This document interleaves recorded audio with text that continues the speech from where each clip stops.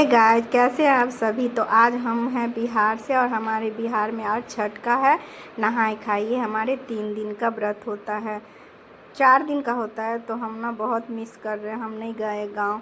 तो चलिए आज हमारा ब्रेकफास्ट में बनाइए डोसा। और डोसा कैसे बनाते हैं ये आपको अगर फुल रेसिपी चाहिए तो आप मुझे प्लीज़ कमेंट कीजिए, तो मैं आपको बताऊंगी। ये मेरी हरी चटनी है और ये मेरा सांभर है जो मैंने आज सारे बनाए। मेरे बेटे का फरमाइश है, वो उसकी अभी स्कूल की छुट्टी चल रही है ना, तो बोला मुझे डोसा देना। तो वो अभी एकेडमी ही जाता है, 10 बजे जाता है। और ये है आलू का चटनी जो हम डोसा में डालते हैं, ये बैटर। तो चलिए हम एक डोसा बना के आपको दिखाते हैं। और ये देखिए करारे करारे, मतलब बहुत अच्छा क्रिस्पी डोसा बना है।